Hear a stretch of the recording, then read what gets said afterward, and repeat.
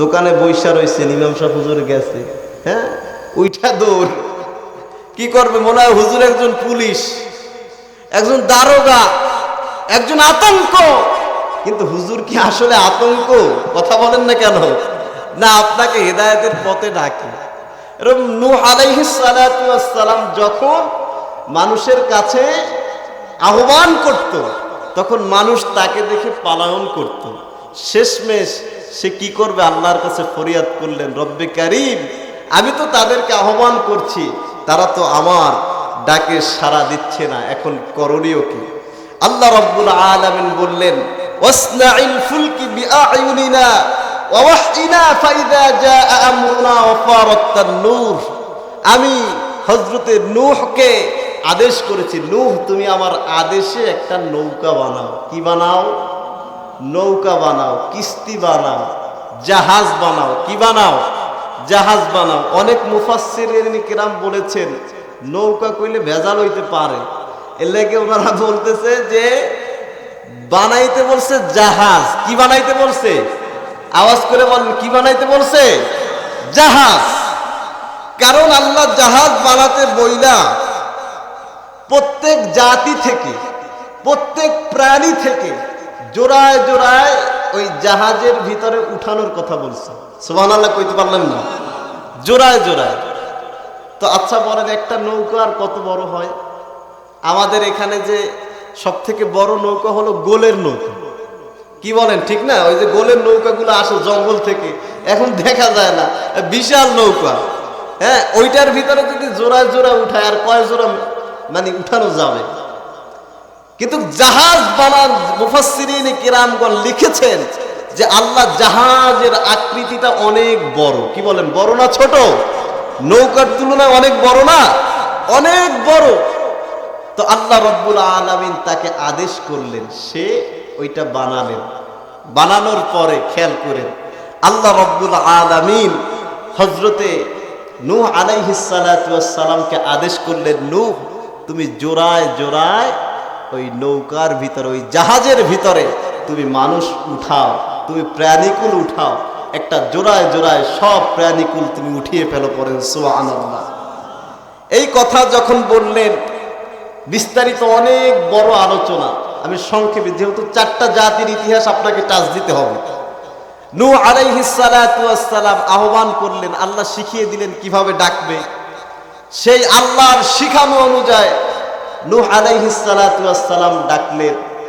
যখন ডাক দিলেন, ডান হাতে চলে আসতো, ডান দিক থেকে চলে আসতো যেটা পুরুষ, আর বাম হাতে বাম দিক থেকে চলে আসতো যেটা নারী। তো এইভাবে জোড়ায় জোড়ায় উঠাচ্ছে। সুবহানাল্লাহ বলেন। জোড়ায় জোড়ায় উঠাইতে উঠাইতে উঠাইতে উঠাইতে খেয়াল করেন, একটা পর্যায়ে, একেবারে শেষ পর্যায়ে আইসা একটা প্রাণী ওঠে না। সেই প্রাণীর নাম হলো গাধা। প্রাণীর নাম কি? তো গাধা কি হুদাহুদি কয়? সব উঠে গেছে, ও আর উঠতে পারে না। বিষয়টা বুঝতে পারছেন? মানে এর লেগেই গাধা কয়। মানে করবে কি, ওরে লাড়া দেয়, ও লড়ে না, ও আস্তে ওরে ঠেলা দিয়ে আরেকজন উঠে গেছে, আরেকজন ঠেলা দিয়ে ওর উঠে গেছে। উঠতে উঠতে শেষ তো গাধা ও পড়ে গেছে বিপদে। গাধা আবার গাধার মেজাজ হয়ে গেলে কিন্তু পিছনে এমন ভাবে লাথি টাথি মারে, অবস্থা কাহেল বানায় ফেলায়। কি বলেন, ঠিক কিনা? এখন সবার শেষে যে প্রাণীটা ওঠে না, ওই প্রাণীটার নাম কি? এটা আওয়াজ করে বলেন। গাধা ওঠে না। খেয়াল করে, এখন মজার বিষয় আছে। এখন শয়তান দেখতে আছে, শয়তান আছে না? শয়তান পুরো জাতিকে হুজুর বিপদে ফেলাইয়া, এখন শয়তান চিন্তা করতে আছে আমার তো বাঁচা লাগবে, কারণ পানি যখন আল্লাহ ছাড়বে তখন আমি তো আর বাঁচতে পারবো না। তা পুরো জাতিকে বিপদে ফেলাইয়া শয়তান কি করলো? শয়তান আইসা ওই গাধা দেখতেছে কোনো প্রাণী ওঠে নাই, ওই গাধার লেজুর ধরে ঝুলে পড়ছে। এখন বিপদ আছে না নাই? এখন ওই গাধার লেজুর ধরে যখন ঝুলে পড়ছে, এখন নূহ আলাইহিস সালাতু ওয়াস সালাম কইতেছে, গাধা ওঠো। গাধা তো লাভ দেয়, কি করবে? পিছন থেকে একজন ঝুলে ধরে রাখছে, উঠতে আর পারতেছে না। এখন বারবার বলতেছে, বলতে বলতে নবী তো মেজাজ গরম হয়ে কয়, এ শয়তান ওঠ। কি কইছে? অনেক সময় আপনারা গালাগালি করে ফেলেন না, এই গোলামের বাচ্চা, সন্তান রে গোলামের বাচ্চা বলবেন, অন্য কিছু কইেন না। আবার এই গোলামের বাচ্চা, এটা করলি না কেন? তো নবী নূহ আলাইহিস সালাতু ওয়াস সালাম যেই দেখছে গাধা উঠতে পারে না, কি করবে দিশা মিশা না পায়, শয়তান ওঠ। তো ওই ঝুঁকে শয়তান লাভ দিয়ে ওই জাহাজ উঠে গেছে। জ্বালা আছে না নাই? ওই জায়গায় ওর শয়তান। আরে জ্বালা, কোন জায়গায় যাবেন? প্রায় জায়গায় এখন শয়তান ঘুরতে আছে, ঘুরে ঘুরে তাফসিরে যাইস না। ও জায়গায় যাই কোনটা হইলে কোন বিপদে পড়বি, পরে আরেক জ্বালা।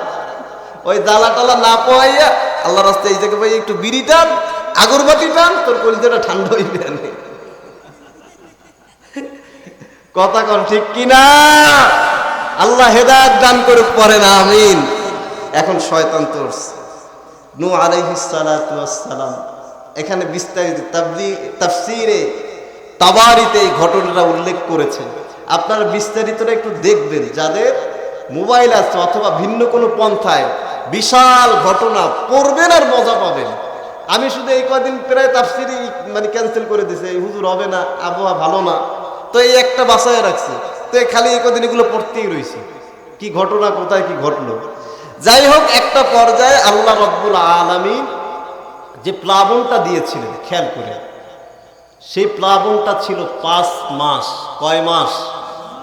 5 মাস। গোটা পৃথিবী, গোটা ওই সম্প্রদায় 5টা মাস ওই পানির নিচে ছিল। পড়েন আল্লাহু আকবার। সব ধ্বংস করে নাস্তানাবুদ করে দিয়েছে।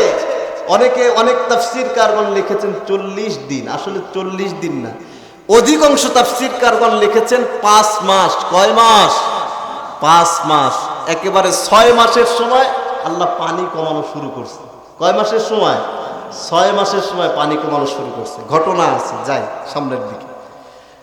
তো এখন যখন পানি কমা শুরু হয়েছে, এখন আস্তে আস্তে তো পানিটা শুকায়া যাবে না, জাহাজও থেমে যাবে। তো নূহ আলাইহিস সালাতু ওয়াস সালাম জাহাজটা ছিল 3 তলা। কয় তলা?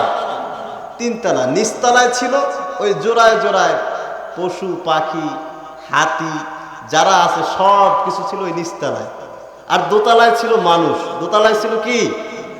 আর 3 তলায় ছিল কীট পতঙ্গ, এই গাছগাছালি যেগুলো দেখেন না, এটা ছিল কয় তলায়? 3 তলায়।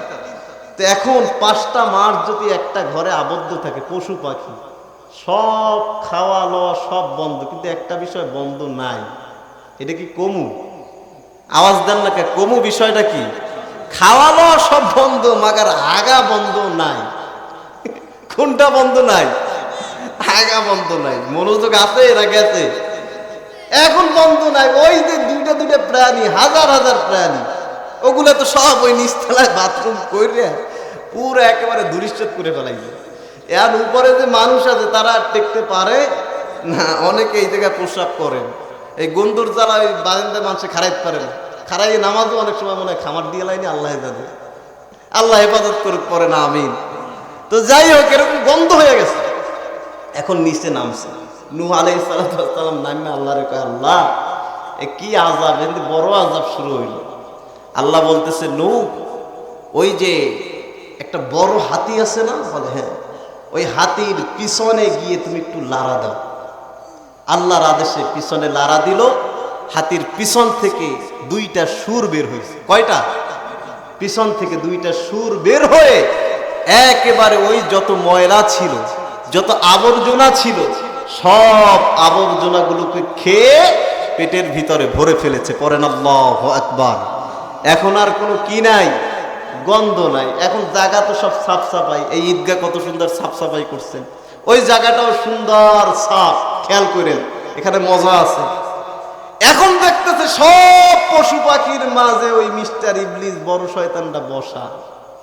বিপদে পড়ে কারা? নেতা না কর্মীরা? আরে কথা কয় না, কর্মীরা পড়ে না নেতারা পড়ে? কর্মীদেরকে ব্যবহার করে নেতারা তো পলাপ, এদিকে কর্মীরা তো বিপদে, রাস্তার চলে না, তো শয়তান জাতিরে ধোকা দিয়া ধ্বংস কইরা ওই জাহাজে উঠে গেছে, আর জাতি তলাইয়া দুনিয়া থেকে কি হইতেছে?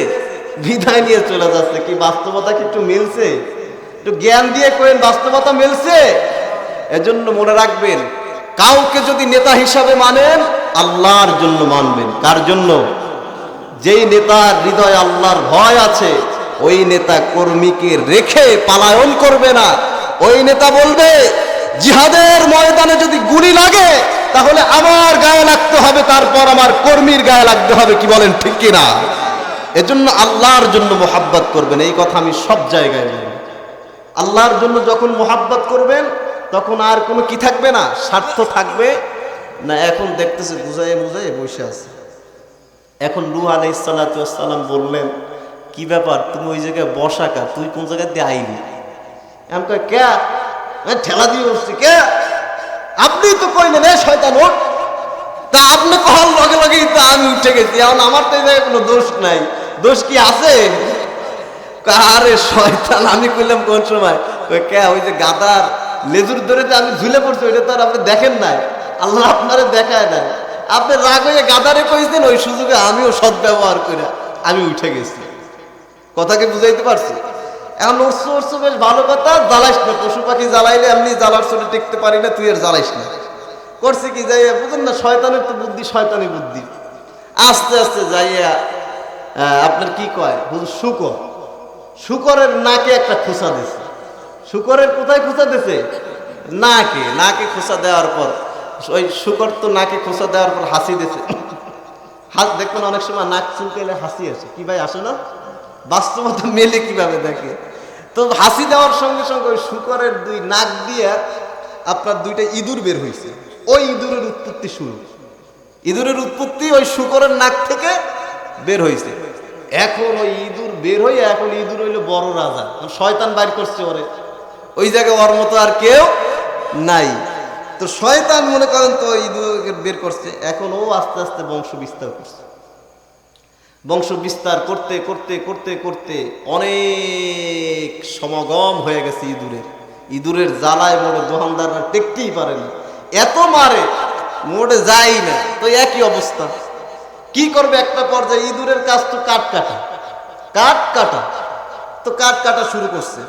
এখন ওই সময় একেবারে পানি কমেও নাই। পানি কি হয় নাই? কমে নাই। খেয়াল করে, পানি কমে না। এখন ওই কাঠ কাটা যখন শুরু করছে, এখন নবী নূহ আলাইহিস সালাতু ওয়াস সালাম বলতেছে, আল্লাহ এ কোন জ্বালায় পড়লাম, এতক্ষণ তো ভালোই ছিলাম, এইটা আবার কোন প্রাণী বের হইলো এক জোড়া, বের হইয়া তো কাঠ মাঠ কাটে ফেলাইতে আছে। আমার জাহাজ তল দিয়ে যদি ফুটা হয়ে যায় তাহলে তো এই জাহাজ ডুবা, আরো বাকি যারা আছে তোমার গোলামেরাও মারা যাবে। আল্লাহ রাব্বুল আলামিন বললেন, নূহ তুমি গিয়ে ওইখানে যে বাঘ রয়েছে, বাঘের কপালে একটু খোঁচা মারো। পড়েন সুবহানাল্লাহ। কার কপালে? বাঘের কপালে। আমরা হইলাম বাঘের দেশের মানুষ, কিন্তু বাঘ দেখলে দৌড়ায় না কিরকম। কিন্তু এই সময়টা এমন একটা অবস্থা হয়ে গেছে, নাফসি নাফসি। বাঘ হরিণ দেখে কয় না, খাওয়া যাবে না, এমনি আছি বিপদে, আল্লাহ সব ডুবাইয়ে মারতেছে। এর মধ্যে যদি আমি আবার আক্রমণে যাই, আমারে না জানি কি করবে। 5 মাস 6 মাস তাফসীরকারগণ লিখেছেন, ওই জাহাজে যারা ছিল দীর্ঘ 6 মাস না খেয়েছিল, এক ফোঁটা পানিও পান করতে পারে নাই। এবার আমার প্রশ্ন হলো, মুসলমান মুমিন ভাইরা, রিজিকের মালিক কে? এই 5 মাস 6 মাস না খাওয়া ওই জাহাজের ভিতরে যেই মালিক বাঁচিয়ে রেখেছে, এখন আমরা যদি কিছু সময় না খেয়ে থাকি, ওই মালিক বাঁচায় রাখবে কি রাখবে না? রাখবে। এজন্য রিজিকের প্রেশানি হবেন না, ওই মালিক বাঁচায় রাখছে। নবী নূহ আলাইহিস সালাতু ওয়াস সালাম গিয়ে আস্তে ওই বাঘের কপালে একটা খোঁচা মারলেন। আস্তে বাঘ হাসি দিয়েছে। হাসি দেওয়ার পর তো আরেকটা, ওই বাঘের 2 নাকের ফুটা দিয়া 2টা বিলাই বের হয়েছে। কি বের হয়েছে? এখন ইন্দুরের বিপদ আছে না নাই? বিপদ কারে কয়? ওই 2 ইন্দুর বের হইয়া, এখন ওই বিলাই বের হইয়া ইন্দুরের এখন আর পাত্তা নাই। এই জায়গায় যায় খামি দেয়, ওই জায়গায় যায় খামি দেয়। এজন্য দেখবেন ইঁদুরের চেহারা মিল আর শুকরের চেহারার একটা মিল পাওয়া যায়। কি বলেন, ঠিক না? খেয়াল করে দেখেন, নাকটা ভোসা, শুকরের নাকটাও কিন্তু ভোসা। এটা চট্টগ্রাম ওই অঞ্চলে গেলে দেখা যায় শুকর, ঝাঁকে ঝাঁকে শুকর। আর বাঘের চেহারার সঙ্গে, মানে বিলাই দেখে বাঘের দেখার একটা শান্তি নেওয়া যায় মোটামুটি, যেটা বাঘের মতো দেখায়। কি ঠিক না? যদিও বিলাই ভালো প্রাণী, একটা ভালো প্রাণী, যারা পালেন আঘাত করবেন না। তো যাই হোক, ওই ইঁদুরগুলো খেয়ে ফেলেছে। আল্লাহ রব্বুল আলামিন সেই ঘটনা বললেন, وقيل يا أرض ابلعي ماءك ويا السماء أقلعي وغيض الماء। আল্লাহ রব্বুল আলামিন পানিকে গ্রাস করার পরে পানিকে বললেন, পানি তুমি থেমে যাও। আসমানের পানিকে বললেন, আসমানের পানি তুমি থেমে যাও। জমিনকে বললেন, জমিন তোমার পানিগুলো তুমি ভিতরে নিয়ে নাও। পানিগুলো কমে গেল, খেয়াল করিলেন। পানিগুলো যখন কমে গিয়েছে রে গোলাম, হযরতে নূহ আলাইহিস সালাতু ওয়াস সালামের এক বুড়িমার কথা মনে পড়ে গিয়েছে। এত বড় প্লাবন হয়েছে, এক বুড়িমা তো আমার হাতে হাত রেখে কালেমা পড়েছে, পড়েন লা ইলাহা ইল্লাল্লাহ। আমার হাতে হাত রেখে কালেমা পড়েছে, আল্লাহর একাত্মবাদের ঘোষণা দিয়েছে রে গোলাম। আহারে, না জানি আমার সেই বুড়িমার কি হয়েছে, না জানি আমার সেই বুড়িমা কোথায় গিয়েছে। হযরতে নূহ আলাইহিস সালাতু ওয়াস সালাম জাহাজ থেকে নেমে ওই বুড়িমাকে খোঁজ করা শুরু করলেন। ডান দিকে তাকিয়ে দেখে পাহাড় পর্বতগুলো একেবারে নাস্তা নাবুদ হয়ে গিয়েছে। একটা বিল্ডিংও আর অবস্থিত নাই,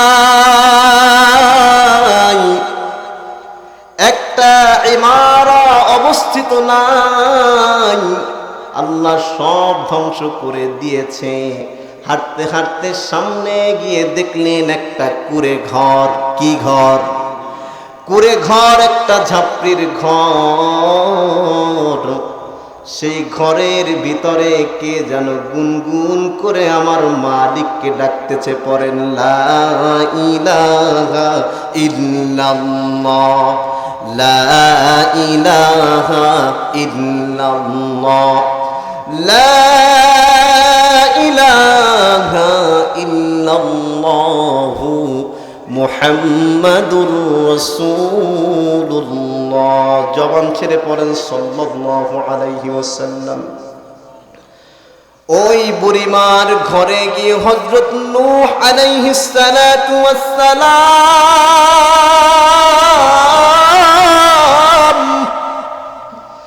সালাম দিলেন। ওই ঘর থেকে জবাব দিলেন, ওয়ালাইকুমুস সালাম ওয়া রাহমাতুল্লাহ।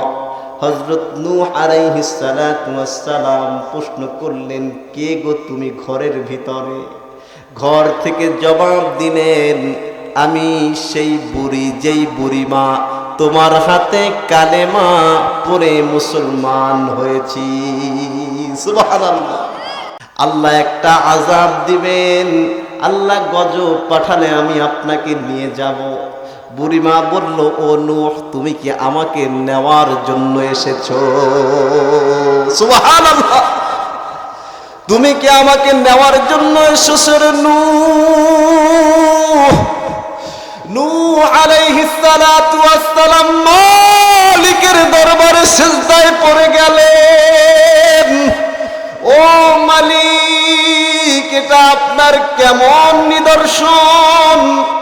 রব্বুল আলামিন, এটা আপনার কেমন নিদর্শন গো মালিক? 6টি মাস ধরে পানি প্লাবিত হচ্ছে, কিভাবে আপনি আপনার বান্দিকে বাঁচিয়ে রাখলেন? আল্লাহ বললেন, রে নূহ, বিপদের সময় তুমি তোমার উম্মতকে ভুলতে পারো, কিন্তু আমি আল্লাহ আমার বান্দিকে ভুলি না। আওয়াজ করে বলেন সুবহানাল্লাহ। আমি আমার বান্দিকে ভুলি নাই রে নূহ, আমি আমার বান্দিকে মনে রেখেছি। পড়েন সুবহানাল্লাহ। এজন্য সম্মানিত হাজিরিন, নূহ আলাইহিস সালাতু ওয়াস সালামের জাতি ছিল দাম্ভিক, অহংকারী। কি ছিল? দাম্ভিক, অহংকারী। আরেকটা গুণাগুণ ছিল, তারা শিরক করত। কি করত? শিরক করত, এই কারণে আল্লাহ রাব্বুল আলামিন তাদেরকে ধ্বংস করলেন। দ্বিতীয় যেই জাতি, সংক্ষেপে বলি, সেই জাতির নাম হলো আদ জাতি। আমার সঙ্গে একটু আওয়াজ করে বলেন, সেই জাতির নাম কি?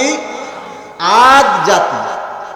অর্থাৎ সেই জাতির কাছে যেই নবীকে আল্লাহ পাঠিয়েছিলেন, সেই নবীর নাম হলো হযরতে হুদ আলাইহিস সালাম। হযরতে হুদ আলাইহিস সালাতু ওয়াস সালাম। এই জাতি ছিল বড় শক্তিশালী, কঠিন শক্তির অধিকারী। তাফসীর কারকগণ লিখেছেন যে এত শক্তি ছিল যে পৃথিবীর মধ্যে আল্লাহ রাব্বুল আলামিন আদ জাতির মতো দ্বিতীয় শক্তিধর কোন জাতি তৈরি করেনি। পড়েন সুবহানাল্লাহ। এত শক্তিশালী জাতি ছিল, আল্লাহ রাব্বুল আলামিন জানিয়ে দিলেন, ওয়া ইলা আদিন আখাহুম হুদা قال يا قوم اعبدوا الله ما لكم من إله غيره أفلا تتقون। আর আমি আদ জাতির কাছে তাদের ভাই হুদকে পাঠিয়েছিলাম। তিনি বললেন, হে আমার জাতি, তোমরা এক আল্লাহর ইবাদত করো, তিনি ছাড়া আর কোনো ইলাহ নাই, তবু কি তোমরা তাকে ভয় করবে না? সুবহানাল্লাহ বলেন। তিনি তাদেরকে দাওয়াত দিলেন, হে আদ জাতি, আল্লাহ আমাকে নবী করে তোমাদের কাছে পাঠিয়েছে, আমি নবী, তোমরা এক আল্লাহর ইবাদত করো। কার ইবাদত করো? এক আল্লাহর ইবাদত করো। তারা জবাবে কি বললেন শোনেন, ফাআম্মা আদু ফাস্তাকবারু ফিল আরদি বিগাইরিল হাক্কি ক্বালু মান আশাদ্দা মিন্না কুওয়া। তারা বলল, আমাদের চেয়ে শক্তিশালী জাতি আর কে আছে? তারা অহংকার করলো। তারা কি করলো? অহংকার করলো যে আমাদের চেয়ে শক্তিশালী জাতি আর কে আছে। ভাই একটু মনোযোগী হই, কোরআনের কথা যদি মনোযোগ সহকারে না শোনেন আপনারা বুঝবেন না, পরে দুঃখটা আমার থাইকা যাবে। কারণ মাইক তো লাগাই দিচ্ছেন মসজিদেরটা, মাইক ভাড়া আনেন নাই, মাল মনে এবার কমছে, আসল জায়গায় হাত পড়ছে, তো এই যে চিল্লাইতে চিল্লাইতে তো গলায় দিকে ধরে যেতে আছে। এখন আপনারাও যদি বাদাম খান আর এদিক ওদিক তাকান, তাহলে এদিকে তো আলোচনা অন্যদিকে চলে যাবে। বাদাম খান, সমস্যা নেই, আপনারা তো আমারই মুসল্লি, তো আমার দিকে একটু খেয়াল রাখেন, তাহলে আলোচনা করতে সুবিধা। আর বাদাম খালি ঘন ঘন দেবেন না, তাহলে তো আমারও খাইতে মন চাইতে পারে, ওরা আরেক বিপদ। তো যাই হোক, যে কথাই ছিলাম, আদ জাতি অহংকার করলো, অহমিকা দেখালো।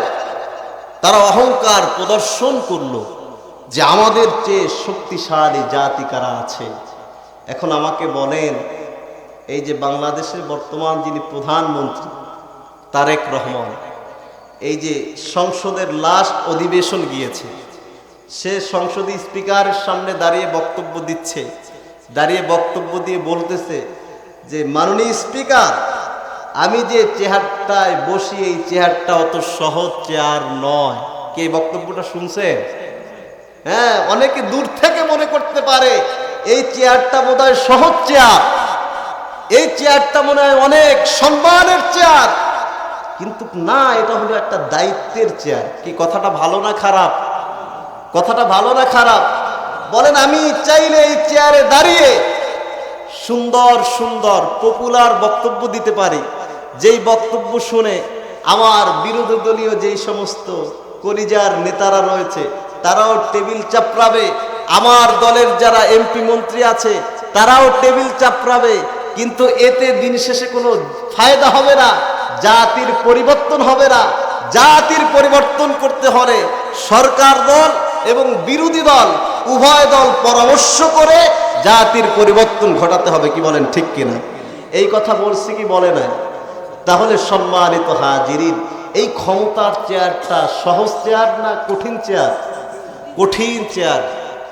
আগুনের মতো, আগুন হাতে আগুন রাখার মতো একটা কঠিন জায়গা।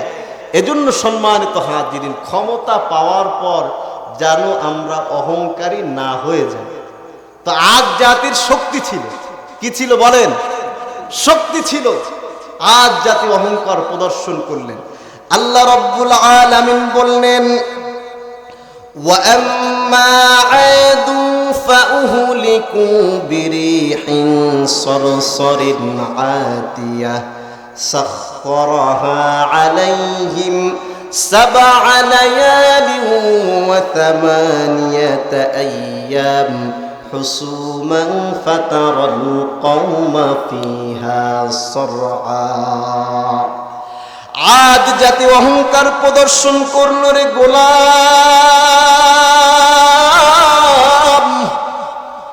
আমি আদ জাতির কাছে প্রচন্ড ঝড় পাঠিয়েছি, প্রচন্ড ঝড় দিয়েছি। প্রচন্ড ঝড় ছিল 7 দিন 8 রাত। কয়দিন? 7 রাত 8 দিন। 7 রাত 8 দিন প্রবল বেগে ঝড় হয়েছিল, পাথরের বৃষ্টি পড়েছিল। এই ঝড় দিয়ে আমি হযরতে হুদ আলাইহিস সালাতু ওয়াস সালামের জাতিকে ধ্বংস করে ফেলেছি। নাউজুবিল্লাহ পড়ে। তাহলে অহংকারী দাম্ভিক হওয়া যাবে? এখান থেকে শিক্ষা, অহংকারী দাম্ভিক হওয়া যাবে না।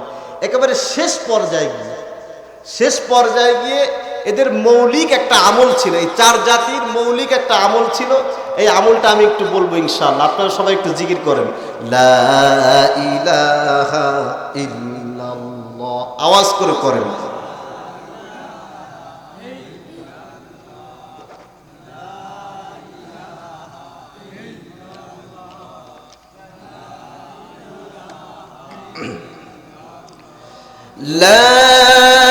কে ধ্বংস করলেন। আদ জাতির ধ্বংস থেকে শিক্ষা হলো অহংকার করা যাবে। যে যেই জায়গায় যতটুকু ক্ষমতা পান, যে যেই জায়গায় যতটুকু নেতৃত্ব পান, এই নেতৃত্ব, এই ক্ষমতা পাওয়ার পরে অহংকারী হওয়া যাবে না। যদি আপনি অহংকারী হয়ে যান, আপনি যে দলের নেতা হন না কেন, যেই কাজের কর্মঠ হন না কেন, আল্লাহর তরফ থেকে আপনার জন্য ধ্বংস অনিবার্য। ঠিক কিনা? ওদের সভাপতি হের গুতায় আর টেরা যায় না, কেনা টেকতে। আবার একটা ভাব চলে আসে, কি যে আমি সভাপতি, কি ভাব আসে না? আমি সেক্রেটারি, এই ভাবটা আসা কি সমীচীন? সমীচীন না। বিশেষ করে যারা ইসলামী দলের সঙ্গে জড়িত, খবরদার, খবরদার, আপনি যদি দায়িত্ব পাওয়ার পরে আপনার অন্তরে এতটুকু হিস্সা আসে যে আমি তো সভাপতি, মনে রাখবেন আপনার সভাপতি দুনিয়ায় হতে পারেন, আল্লাহর কাছে চায়ের আনার মূল্যায়ন আপনার নাই। কথা বলেন ঠিক কিনা? কোনো মূল্যায়ন আল্লাহর কাছে আপনার নাই। এজন্য যে যে স্তরে দায়িত্ব পান না কেন, অহংকারী হওয়া যাবে না।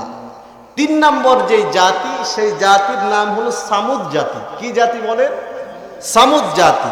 এই জাতির কাছে আল্লাহ যেই নবীকে পাঠিয়েছেন, সেই নবীর নাম হলো হযরতে সালেহ আলাইহিস সালাতু ওয়াস সালাম।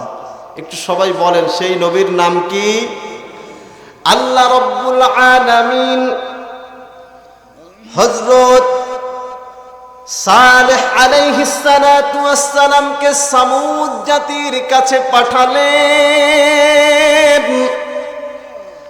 সামুদ জাতির কাছে পাঠানোর পরে হযরতে সালেহ আলাইহিস সালাতু ওয়াস সালাম সামুদ জাতির কাছে গিয়ে বললেন, ওয়া ইলা সামুদ আখাহুম সালিহা قال يا قوم اعبدوا الله ما لكم من إله غيره। সামুদ জাতিকে গিয়ে বললেন, হে আমার জাতি,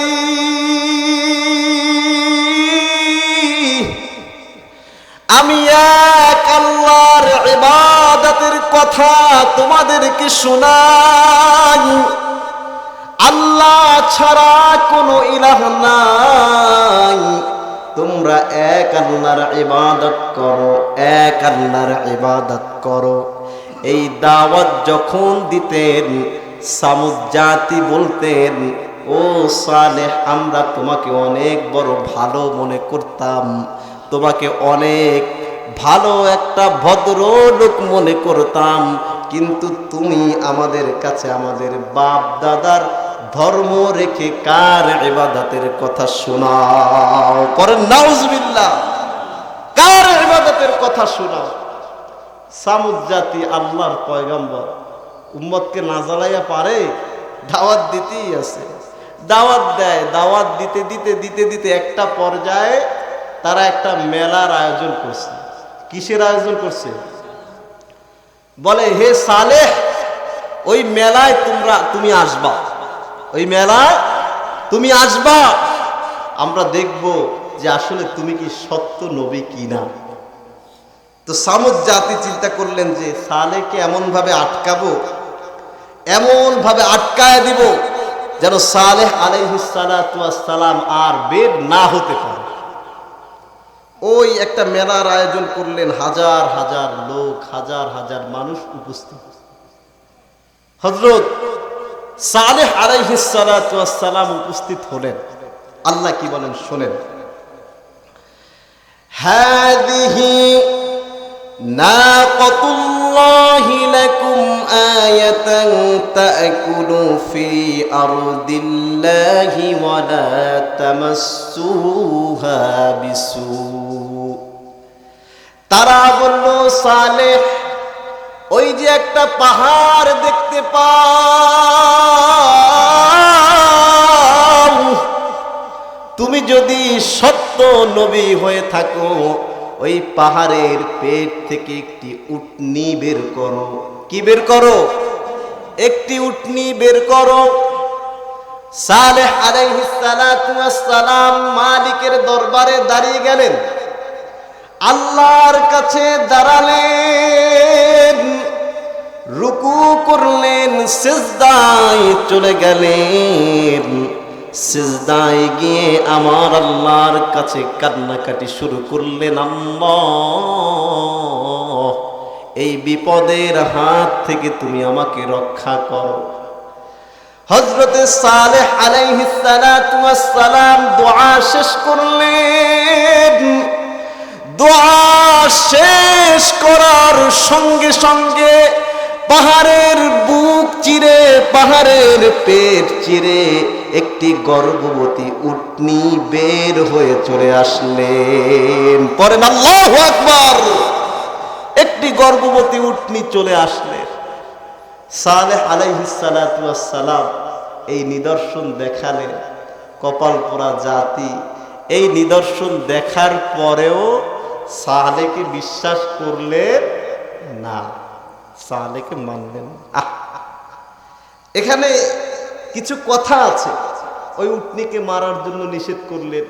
ওই উটনি যেখানে ঘাস খাবে, ওনাদের প্রাণীরা সেখানে ঘাস খাবে না, এরকম চারটা ইত্যাদি ইত্যাদি শর্ত ছিল।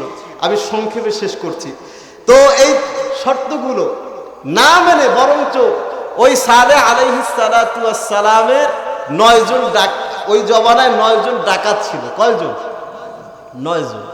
এখন ওই সম্প্রদায় ওই 9 জন ডাকাতকে ভায়ার করছে, হ্যাঁ, টাকার বিনিময়ে, যে তোমরা ওই উটনিকে হত্যা করবা। উটনিকে কি করবা? হত্যা করবা। তোমরা উটনিকে হত্যা করবা। উটনিকে যদি তোমরা হত্যা করো, তোমরা এই এই এই এই পুরস্কার পাবে, এইটা এইটা পাবে। তো ওরা কি করলেন? সালেহ আলাইহিস সালাতু ওয়াস সালামের কথা না মেনে উটনিকে হত্যা করলেন। নাউজুবিল্লাহ পড়েন। উটনি দুনিয়া থেকে বিদায় নিয়ে চলে গেল। সালেহ আলাইহিস সালাতু ওয়াস সালাম এসে বললেন, তোমরা এটা কি করলা? এখন তো আল্লাহর তরফ থেকে গজব চলে আসবে, এই গজব তো আর ফিরানোর সক্ষমতা আর কারো থাকবে না। হযরত সালেহ আলাইহিস সালাতু ওয়াস সালাম এই কথা বললেন, কিন্তু ওই যে ডাকাত দল তাকে মারতে সামনের দিকে অগ্রসর হল। চিন্তা করতে পারছেন কত বড় খারাপ। সামনের দিকে কি করলেন? অগ্রসর হলেন। কিন্তু আল্লাহর যেই নিদর্শন, এই নিদর্শন বুঝবার কোনো ক্ষমতা আছে? আল্লাহই তাদেরকে প্রবল বেগে বাতাস দিয়ে, শিলা বৃষ্টি দিয়ে ধ্বংস করে নাস্তানাবুদ করে দিয়েছে। বলেন নাউজুবিল্লাহ। 4 নম্বরে যে জাতির কথা এসেছে, এই কথাটা বলি আমি শেষ করব ইনশাআল্লাহ। 4 নম্বরে যে জাতির কথা এসেছে, সেই জাতি হলো লূত আলাইহিস সালাতু ওয়াস সালামের জাতি। সংক্ষেপে বলি, কোন জাতি? লূত আলাইহিস সালাতু ওয়াস সালামের জাতি। এই জাতির অভ্যাস ছিল পুরুষে পুরুষে, এরা ছিল ট্রান্সজেন্ডার। কি ছিল? ট্রান্সজেন্ডার, অর্থাৎ সমকামী। পুরুষে পুরুষে, মহিলা মহিলা অপকর্মে লিপ্ত হতো। বলেন নাউজুবিল্লাহ। আওয়াজ করে কইতে পারলেন না? এটা কি কোনো মানার মতো বিষয়? পুরুষে পুরুষে এবং নারী মহিলারা এই জেনাহের কাজে লিপ্ত হতো। নাউজুবিল্লাহ করেন। বর্তমান সময়ে দেখবেন এই ট্রান্সজেন্ডারের একটা আবহাওয়া আমার এই বাংলাদেশে পাওয়া যাচ্ছে। কি বলেন, ঠিক কিনা? বিষয়টা বুঝছেন, আপনাদেরও বোঝা দরকার। একটা পুরুষ বয়স মনে করেন 20 থেকে 30, হুজুর বুঝছেন, 20 থেকে কি 30 বছর বয়স। এই 20 থেকে 30 বছর পর্যন্ত লোকটা ছিল পুরুষ। লোকটা কি? হঠাৎ একদিন ঘুমাইছে, ঘুম দিয়ে উঠা ওর মন নাকি বলতেছে যে আসলে আমি তো পুরুষ না, আমি হইলাম একজন মহিলা। নাউজুবিল্লাহ কইবেন না? আমি কি? ওর অঙ্গ প্রত্যঙ্গ সব পুরুষের অঙ্গ প্রত্যঙ্গ। এখন ওর মন কইতেছে ও একজন কি? মহিলা। এখন ওই মন যে বলছে, এর জন্য ও মহিলা সাজা শুরু করছে। বলেন না নাউজুবিল্লাহ। একজন নারী এরকম 20-30 বছর বয়স হয়েছে, অথবা 40 বছর বয়স হয়েছে। এখন ওর মন চাচ্ছে যে আমি তো আজীবন নারী ছিলাম, এখন আমি একটু পুরুষ হই। এখন ওর মন চাইতো পুরুষ, এটা মন চাইলেই হয়ে যায়। কত বড় নির্বোধ আর কত বড় আহাম্মক! বলেন না নাউজুবিল্লাহ।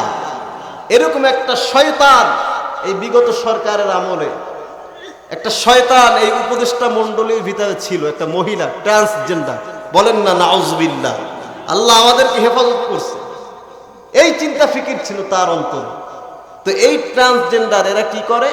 এরা পুরুষে পুরুষে অপকর্ম করে এবং মহিলা মহিলা অপকর্ম করে।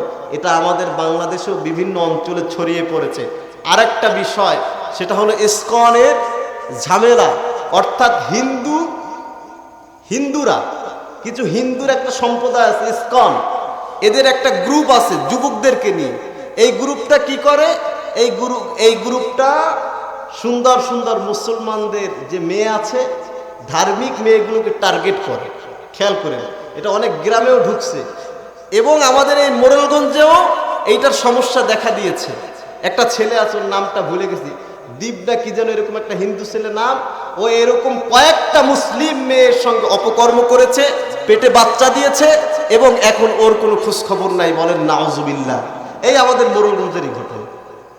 তো দেখেন হিন্দু এরা কি করে? এদের ওই গ্রুপটা এরকম মুসলিম মেয়েদেরকে পটায়া ওদের সঙ্গে অপকর্মে লিপ্ত হয়। আর মুসলিম বোনেরা যারা আছেন, আপনারাও সচেতন হন। এটা হওয়ার মূল কারণ হলো অধিকাংশ মেয়েরা টাচফোন চালায়। টাচফোনে তো হিন্দুদের সাথে অ্যাভেলেবেল যোগাযোগ, ফ্রেন্ড, বন্ধু। ওই যোগাযোগ করতে যাই এমন যোগাযোগ হয়, দুনিয়া আখেরাত সব শেষ হয়ে যায়। কি বলেন, ঠিক কিনা? তো এরকম কইরা কি করে? বাচ্চা দেয়। অধিকাংশ মহিলা মেয়েদের পেটে এরকম অপকর্ম কইরা, জেরাহের কাজে লিপ্ত হইয়া এরকম একটা অবস্থান তৈরি করে আস্তে ওরা পালায়ন করে। মেয়েটা কি করবে? কিছু কইতে পারে? সমাজে কইতে পারে?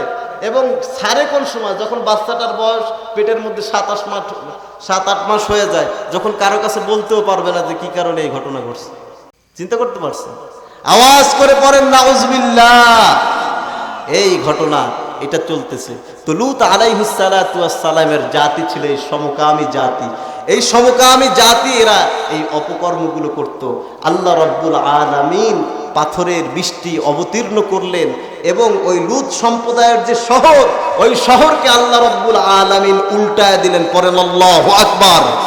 ওই সম্প্রদায়ের ওই শহরের পাশ দিয়ে নবীজি সাল্লাল্লাহু আলাইহি ওয়াসাল্লাম তাবুক যুদ্ধে গিয়েছিলেন। নবীজি সাল্লাল্লাহু আলাইহি ওয়াসাল্লাম সাহাবীদেরকে বললেন, সাহাবীরা তাড়াতাড়ি চলো, না জানি আল্লাহ রাব্বুল আলামিন ওদের প্রভাবে প্রভাবিত হয়ে আমাদের প্রতি গজব নাজিল করে কিনা। পড়েন আল্লাহু আকবার। এজন্য এই সমকামীর বড় শাস্তি, এই থেকে আমাদের আল্লাহ হেফাজত করুক। পড়েন আমিন। সম্মানিত হাজিরিন, যে কথা আমি বলতে চাচ্ছি, তাহলে এই চারটি জাতি, তারপর আল্লাহ রাব্বুল আলামিন এই চারটি জাতির ইতিহাস ধ্বংস করলেন। করার পরে আল্লাহ রাব্বুল আলামিন তাওরাত কিতাব নাজিল করলেন হযরতে মূসা আলাইহিস সালাতু ওয়াস সালামের প্রতি। কেন নাজিল করলেন? তারা যেন শিক্ষা নেয় এবং এই বিগত যে জাতিগুলো ধ্বংস হয়েছে, এই জাতিগুলো থেকে শিক্ষা নিয়ে তারা যেন ঈমান গ্রহণ করে। পড়েন সুবহানাল্লাহ। এখন বলেন, মূসার জাতি সবাই কি ঈমান গ্রহণ করছিল? না, অর্ধেক ডুবছে অর্ধেক বাঁচছে। বনি ইসরাইল জাতিটা ছিল অনেক বড়। যাই হোক, সে কথা সামনে ইনশাআল্লাহ আসবে। যে কথা বলতে চাচ্ছি একেবারে সংক্ষেপে গুছিয়ে ফেলবো, আপনারা উঠাউঠি করেন না। আয়াতের অনুবাদ করেই ইনশাআল্লাহ আমি আমার আলোচনা শেষ করব। এই চারটা জাতির কমন একটা ইবাদত ছিল, খেয়াল করে, কমন একটা ইবাদত। এই চারটা জাতি মূর্তির পূজা করত। কিসের পূজা করত? আওয়াজ করে বলেন, কিসের পূজা? ওয়াকালু লা তাযারুন্না আলিহাতাকুম ওয়ালা তাযারুন্না ওয়াদ্দা ওয়ালা সুআআ ওয়ালা ইয়াগুসা ওয়া ইয়াউকা ওয়া নাসরা। এই চারজন ব্যক্তি আবার ছিল ভালো। এই চারজন ব্যক্তি ছিল কি? নূহ আলাইহিস সালাতু ওয়াস সালাম এবং হযরত আদম আলাইহিস সালাতু ওয়াস সালামের তাফসীরকারগণ লিখেছেন, মাঝামাঝি কিংবা নূহ আলাইহিস সালাতু ওয়াস সালামের নবুয়ত প্রাপ্ত হওয়ার কিছুদিন আগে আল্লাহ এই চারজন জাতিকে দুনিয়া থেকে বিদায় নিয়ে চলে গিয়েছে। এই চারজন জাতি ছিল আল্লাহওয়ালা। এই চারজন জাতি কি ছিল? আল্লাহওয়ালা ছিল। খেয়াল করে, ইবলিস আছে না নাই? ইবলিস দেখে নূহ আলাইহিস সালাতু ওয়াস সালামের নবুয়ত প্রাপ্ত হওয়ার পূর্বে যেই মানুষগুলো, এই মানুষগুলো বড় ইবাদত বন্দিগি করে। সুবহানাল্লাহ বলেন। ইবাদত বন্দিগিতে লিপ্ত হয়। ইবলিস আইসা বলল, শোনো, তোমরা যে ইবাদত করো, তোমাদের 4-5জন লোক ছিল বড় আল্লাহওয়ালা, বড় আল্লাহওয়ালা ছিল 5জন ব্যক্তি তোমাদের পূর্বপুরুষ। তাদের নাম কি? ইয়াগুস, ইয়াউক, ইয়াগুস ওয়া ইয়াউকা ওয়া নাসরা। এরকম 5টা নাম। এই 5টা নাম ছিল, এই 5জন ব্যক্তি ছিল। তো এই 5জন ব্যক্তির চেহারা আকৃতি দেখাইলেন ইবলিস। দেখানোর পরে ওই প্রজন্ম শেষ হয়ে গেল। পরে আর একটা প্রজন্ম আসলো। আসার পরে বলতেছে, তোমরা যে ইবাদত করে এতে তো মজা পাও না। ওই 5জন ব্যক্তির আকৃতি দিয়ে তোমরা একটা, ওই 5জন ব্যক্তির 5টা ভার্চু, 5টা মূর্তি বানাও। পরে নাউজুবিল্লাহ, এই মূর্তির আবরণ শুরু হলো। এই মূর্তি বানায়া তারপর পর্যায়ক্রমে ইবলিস বলল তাকে সেজদা দাও। এই সেজদা দেওয়া শুরু করলো। কিন্তু ব্যক্তি 5জন ছিল কি? ভালো। যেমন উদাহরণ নেন, আমাদের যে খানজাহান আলী রহমতুল্লাহ আলাইহি, উনি লোক কি ভালো না খারাপ?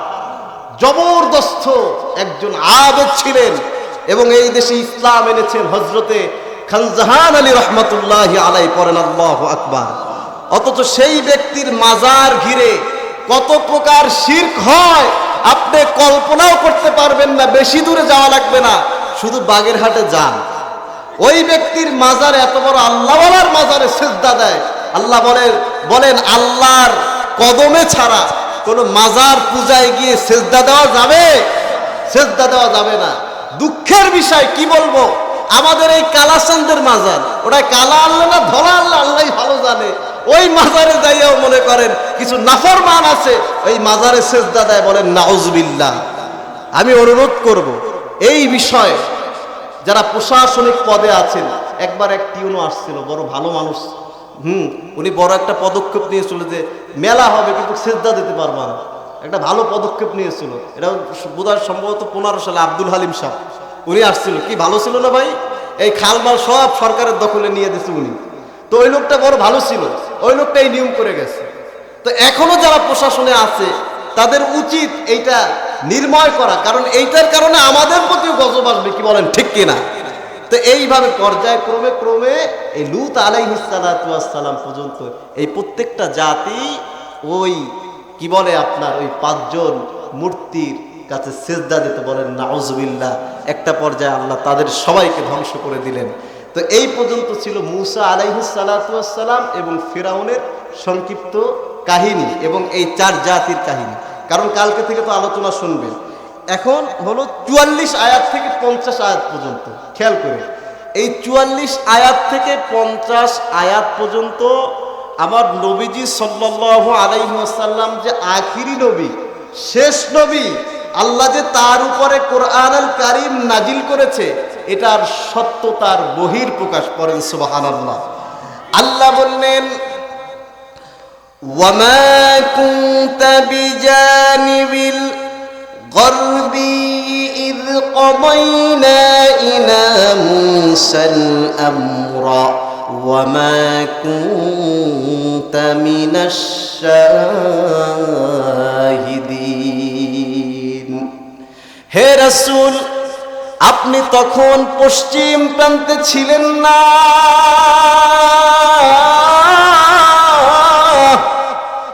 যখন আমি মূসার প্রতি নির্দেশ প্রদান করি, আর আপনি দর্শকও ছিলেন না। সুবহানাল্লাহ। বলে হে রাসূল, আপনি তখন পশ্চিম প্রান্তেও ছিলেন না যখন আমি মূসার প্রতি কিতাব নাজিল করি। সেই কিতাবের নাম হলো তাওরাত। সেই কিতাবের নাম কি? তাওরাত। যখন আমি নাজিল করি তখন আপনি পশ্চিম প্রান্তেও ছিলেন না এবং আপনি দর্শকও ছিলেন না। মুফাসসিরিন কিরামগণ লিখেছেন যে পশ্চিম প্রান্ত বলতে পশ্চিম দিকে যে একটা পাহাড়, ওই পাহাড়ে আপনি অবস্থান করেননি। পড়েন সুবহানাল্লাহ। তারপরে আল্লাহ রাব্বুল আলামিন বললেন ওয়ালাকিন্না আনশা'না কুরুনান ফাতাতাওয়ালা আলাইহিমুল উমর ওয়ামা কুনতা সাওিয়ান ফি আহলি মাদিয়ানা তাতলু আলাইহিম আয়াতিনা ওয়ালাকিন্না কুন্না মুরসিলিন। আর আমি কিন্তু অনেক সম্প্রদায় সৃষ্টি করেছি, তাদের জীবনের সময় ছিল সুদীর্ঘ, তাদের জীবনের সময় সুদীর্ঘ হয়েছে।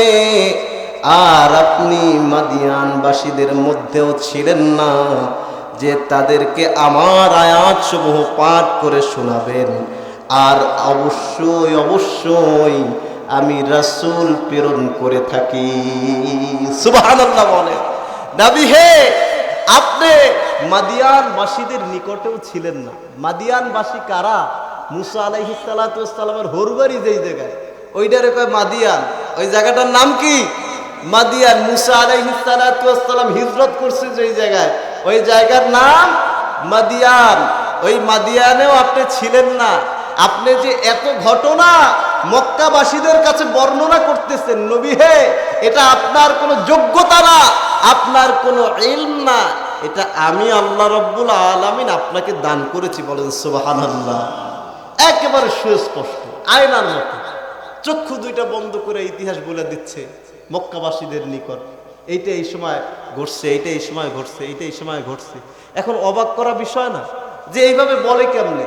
আবার নবীজি সাল্লাল্লাহু আলাইহি ওয়াসাল্লাম রাহমাতাল লিল আলামিন, আল্লাহ রাব্বুল আলামিন তিনি স্বয়ং তাকে শিখিয়েছেন। পড়েন সুবহানাল্লাহ।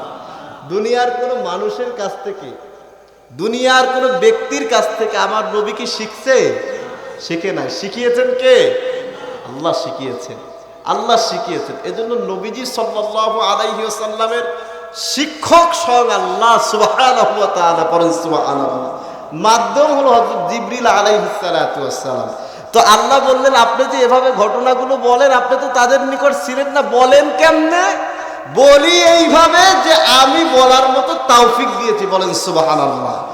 তারপরে আল্লাহ রাব্বুল আলামিন বললেন ওয়ামা কুনতা بجانب الطور إذ نادينا ولكن رحمة من ربك لتنذر قوما ما أتاهم من نذير من قبلك لعلهم يتذكرون জবান ছেড়ে পড়েন আল্লাহু আকবার। হে রাসূল, আপনি তুর পর্বতের নিকটেও ছিলেন না, আপনি তুর পর্বতের পাশেও ছিলেন না। আমি যখন আমার পয়গম্বর মূসার প্রতি তাওরাত নাজিল করেছি, নবী হে, আপনাকে আমি যে ইলম দিয়েছি, এই ইলমের মাধ্যমে আপনি এই ইতিহাসগুলো জেনেছেন। সুবহানাল্লাহ। একটা একটা ধরে ধরে আল্লাহ সুবহানাহু ওয়া তাআলা বুঝাচ্ছেন, আপনি তো তাদের কারো নিকটেই ছিলেন না, আপনি জানলেন কেমন? আপনি যে এত এত ইতিহাস বর্ণনা করতেছেন ধরে ধরে ধরে ধরে, একেবারে পাই টু পাই, যা কোনো দার্শনিক, কোনো বৈজ্ঞানিক, কোনো কবি, কোনো ফিলোসফি কেউ কোনো ভাবে বলতে পারে না, কিন্তু আপনি সুন্দরভাবে জাতির কাছে ইতিহাস শোনাচ্ছেন। নবী হে, আপনি তো তুর পর্বতের পাশে ছিলেন না, এই তুর পাহাড়ে যে ওহী নাজিল হয়েছে এই ঘটনা আমি আল্লাহ স্বয়ং নিজে জানিয়েছি। পড়েন সুবহানাল্লাহ। আল্লাহ রাব্বুল আলামিন বলেন, ওয়ালাউলা আন তুসিবাহুম মুসিবাতুন বিমা কদ্দামাত আইদিহিম ফায়াকুলু রব্বানা লাউলা আরসালতা ইলাইনা রাসূলান ফানাত্তাবি। আরেকটা মুজিজা ছিল তার হাত যখন এই বগলের ভিতর ঢুকিয়ে দিত, আরেক বর্ণনা এসেছে একটা গলা বন্ধ করত, এই গলা বন্ধর সাথে যখন স্পর্শ করত তখন ওই হাত আল্লাহ সুবহানাহু ওয়া তাআলার রহমতে নূরে আলোয় আলোকিত হয়ে যেত। পড়েন সুবহানাল্লাহ। তো তারা বলতে, দেখেন কত বড় বাটপা, যে মূসার মতো হইল না কেন? সে যদি নবী হয় তাইলে তো মূসার মতোই হবে। আচ্ছা, আল্লাহ সুবহানাহু ওয়া তাআলা কি পয়গম্বর সব একরকম করে পাঠিয়েছে না বিভিন্ন ভাবে পাঠিয়েছে? এক একজনকে এক এক সিস্টেমে নবী করে পাঠিয়েছে। পড়েন সুবহানাল্লাহ।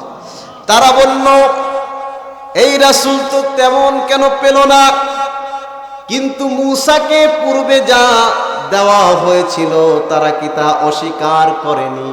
আল্লাহ বলেন, মূসাকে পূর্বে যে তাওরাত কিতাব দিয়েছিলাম এই কিতাব কাফেররা অস্বীকার করেছে।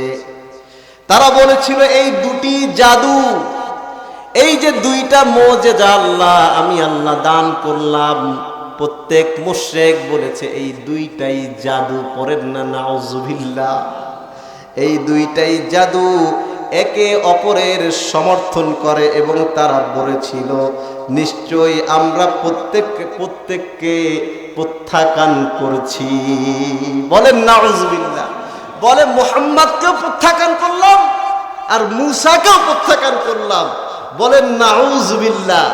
আরেক বর্ণনায় বলে ওই হাতের যে মুজিজা এবং লাঠির যে মুজিজা, দোনো মুজিজাকে আমরা প্রত্যাখ্যান করলাম। বলেন নাউজুবিল্লাহ।